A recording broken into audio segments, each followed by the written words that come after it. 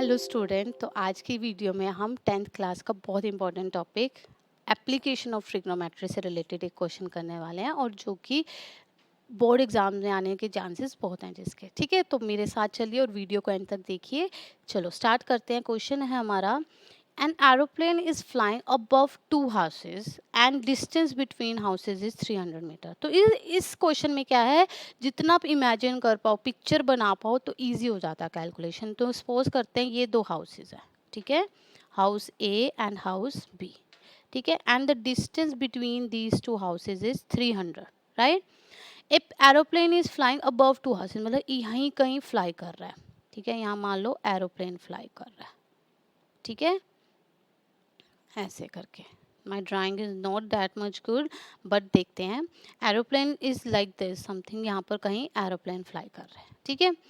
If at any time from one side of an aeroplane the angle of depressions of two houses, मतलब aeroplane से जब नीचे angle of depression मान लो यहाँ पर है, इस पॉइंट की तरफ जब मैं नीचे देखूँ, यहाँ से जब मैं नीचे की तरफ देखती हूँ तो ये मेरी लाइन ऑफ साइड है, इस एंगल को क्या कहते हैं, एंगल ऑफ डिप्रेशन। तो मान लो यहाँ कहीं पॉइंट से अगर आप किसी भी देख रहे हो on two houses A and B, तो एंगल ऑफ डिप्रेशन कुछ इस तरह से बनेगा, ठीक है। तो with respect to horizontal line, with respect to that line also, ठीक है।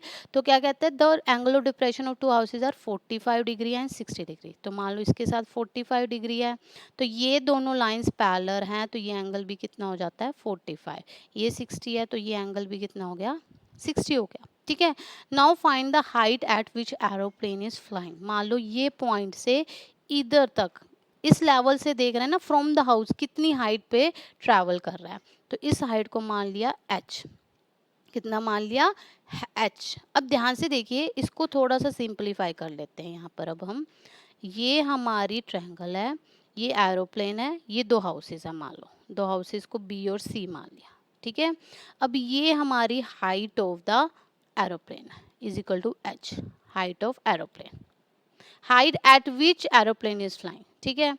नाउ ये एंगल 45 डिग्री है, ये एंगल 60, ये पूरा डिस्टेंस 300 है। अगर मैं मान लूँ इसको x, तो ये बचा हुआ 300 में से x निकाल दो, वो बचेगा, यस। अब दोनों ही ट्रायंगल क्या है, राइट एंगल ट्रायंगल। तो एक एक करके बात करते हैं।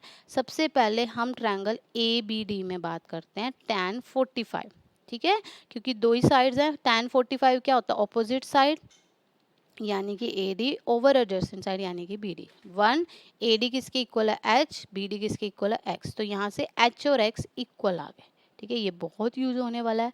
Now in second triangle ADC, tan 60 सामने वाली side AD, adjacent side CD। tan 60 हमें पता है कितना होता है, √3, है ना। यहाँ पर आप लिख सकते हो tan 45 is equal to 1, tan 60 is equal to √3, ठीक है। AD कितना है, H, CD कितना है, 300 माइनस एक्स, है ना। पर हमें x और h पता है इक्वल है, तो x को रिप्लेस कर सकते हो 300 माइनस h से, मतलब x को h से रिप्लेस कर सकते हो। क्रॉस मल्टीप्लाई किया, ठीक है, तो open the bracket, 300 √3 minus √3h is equal to h। h वाली टर्म को एक साइड करा, तो ये √3h उधर जाके प्लस हो गया, प्लस तो हो गया, अब कॉमन भी तो लेना है, 300 √3 उधर जाके h कॉमन लिया, इसके पास बचा 1, उसके पास बचा √3।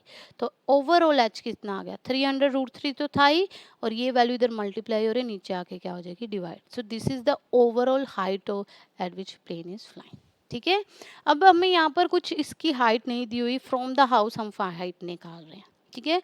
इसको फर्दर सिंप्लीफाई भी कर सकते हो, पर उससे कोई सिंपल आंसर नहीं मिलेगा, तो just keep it like this, ठीक है। So this question was from application of trigonometry. Solve this question by yourself and हमारा चैनल सब्सक्राइब करना ना भूलें, ठीक है। Thank you.